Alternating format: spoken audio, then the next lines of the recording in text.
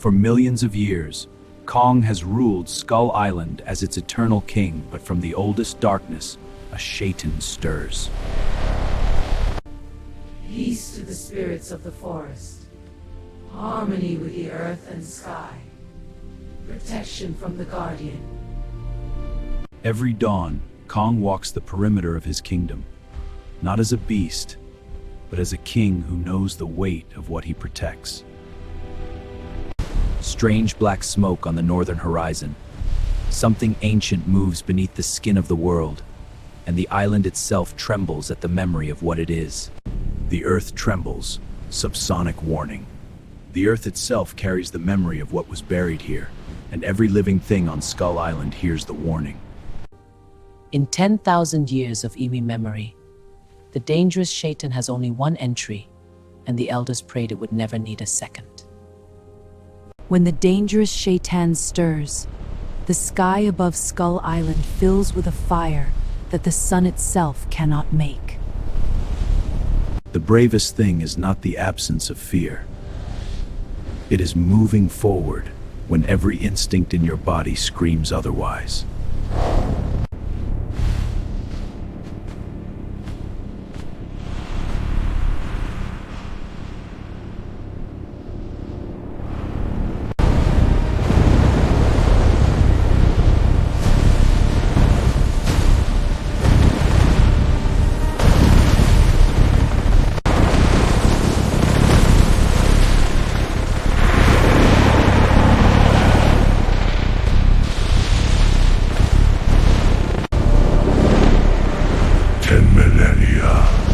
This world's once, it will crumble.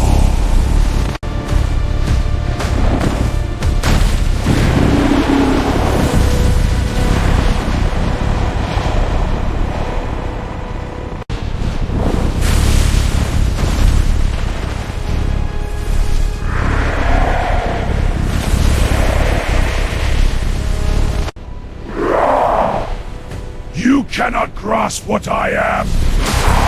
I break rules! Kong has been knocked down by every apex predator this island has ever produced, and every single time, he gets back up. Kong, your weakness is exposed. Your people will perish. I run!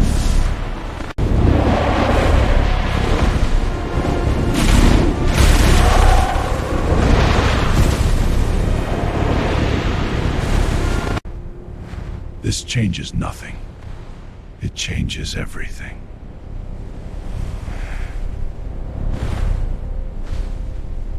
Kong returns to the village, wounded.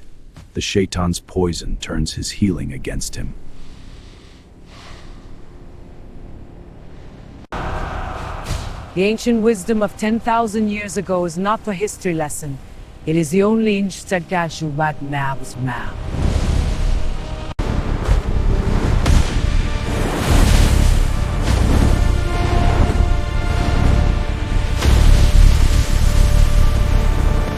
Monarch, the threat is here. We must stand together. I hear you, Chen. This battle demands warrior. Together we rise. The threat falls. The first sigil activates. Spawn emerge from the darkness. It does not only fight with its body, with an army. An army of darkness can be fought with strength, but strength alone cannot fight the darkness that never stops coming. Inside the swarm, there is no strategy. There is only the will to keep moving, and Kong's will has never found its limit. Deploying smoke! Keep them back! The queen is reacting! It's working! What sorcery is this smoke? Fall back! Look, she's hesitating!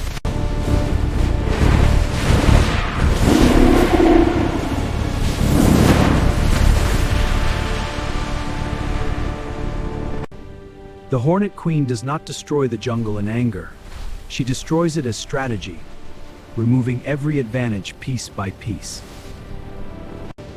The Hornet Queen does not destroy the jungle in anger. She destroys it as strategy, removing every advantage piece by piece. Kong finds the heart of the hive, the place the Hornet Queen has spent 1,000 years building, the place she will do anything to protect. Kong does not just challenge the Hornet Queen, he destroys her future and transforms a calculating predator into something that makes mistakes. For the first time in 1,000 years, the Hornet Queen moves without strategy. She moves with the one thing that makes every creature predictable: love for what she is losing. With her wings folded and her stinger in Kong's grip, the Hornet Queen is no longer a god of the sky. She is just another predator in a room with Kong. Two titans emerge from the collapse of the world's greatest hive. Both damaged, both still standing, both knowing that what comes next will decide everything.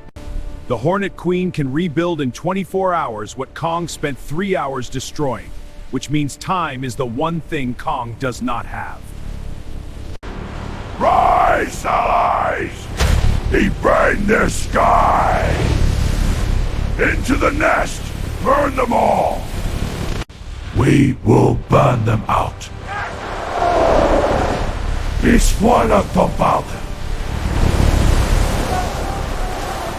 The Hornet Queen sacrifices 100 million of her own children to save the hive, and Kong watches and understands that he is fighting something that has no limit to what it will spend. Your wounds mirror mine. We are what remains of this age. The lesson I apply tonight is the oldest one. Even kings sleep. What's this? The Hornet Queen's venom has done what 1 billion workers and 1,000 direct attacks could not. It has put Kong on one knee. The last thing standing between the Hornet Queen and Skull Island is one functional arm and a will that has never learned to stop. No more! I won't let them bleed for anything! This ends with me! One arm, one functional leg, 4 billion hornets between him and the enemy. Kong walks forward, because that is the only direction he has ever known. Kong falls, and the island that has never been without a king holds its breath in the most terrible silence it has ever known. Kong cannot move his arms, but in the light his people send him, he finds the one move he has left and the one target that ends this. With both arms paralyzed and one leg remaining, Kong makes the one move 1,000 years of evolution never prepared the Hornet Queen to defend against. In the silence after the Queen's scream, every living thing on Skull Island feels the moment the battle changed, the moment the most powerful predator in the jungle lost the sky. The venom that was supposed to kill Kong becomes the fuel for his recovery, because 158,000 tons of life does not go quietly. The Hornet Queen ruled from the sky for 1,000 years, but on the ground, in Kong's world, every advantage she was born with becomes a liability. Kong herds the Skull Island Queen toward the volcano, with patience, with angles, and with absolute knowledge of where this ends. Monarch narrows the Hornet Queen's entire sensory world down to one thing: the 337-foot ape who is still coming toward her and will not stop. When both arms come back online, Kong doesn't celebrate, he runs. Because the Queen is still between him and the finish line. The Queen was built for the sky, and on the volcanic rock with Kong's arms around her, the sky is very far away.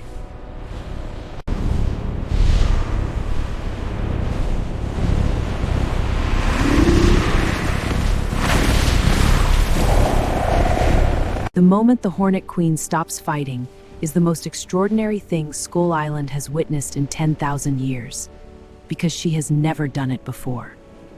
Kong decides not with strength, but with the moral code that separates a king from a monster, and the decision he makes defines him more than any battle. The Hornet Queen does not flee and does not surrender. She acknowledges a border, and in doing so shows that she is as intelligent as the king she faced. The hive rebuilds, but not eastward. The Hornet Queen does not rebuild where she lost. She rebuilds where she calculates she can win. and that calculation points directly at Kong's home. The second battle is fought not with fists and stingers, but with patience and fire. And in this battle, Kong has the longer memory. The Hornet Queen's final plan is her most brilliant. She is not targeting Kong, she is targeting the reason Kong fights. And she is not wrong that it would work.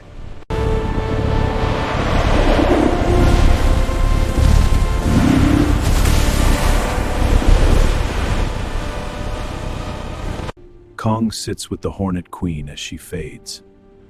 Because a king respects worthy enemies, and she was the most worthy enemy he has ever faced. When the Hornet Queen sleeps, Skull Island breathes again, and in the breathing, the island begins to remember what peace feels like. Science reaches the same conclusion the iwi have held for 10,000 years. Skull Island not just have a king, it needs one. Kong walks his expanded territory and checks on a dormant hive every morning, because a king's work is not done when the enemy sleeps. It's done when the enemy wakes. An island that was dying under the shadow of the hive is reborn in the space that battle created, because every ending on Skull Island is also a beginning. The king returns to his throne at the end of the longest battle of his life, and what he watches from it is the same thing he has always watched: his people, alive and free. The ancient island and the modern world build something together for the first time, and the king of Skull Island lifts one finger in recognition of an alliance. Kong is not just a protector of this moment, he is a teacher for the moment that will come again, and he knows it. The battle is over and the next battle is already beginning to be born, and Kong does not flinch, because this is what it means to be the last guardian of Skull Island. Kong emerges from the hardest battle of his life carrying something more valuable than victory. He carries the knowledge of exactly how close it came, and exactly what that knowledge is worth. Skull Island is at peace. The hive still sleeps, and Kong stands watch 1,000 miles away. While 3 years been high since infinity now known.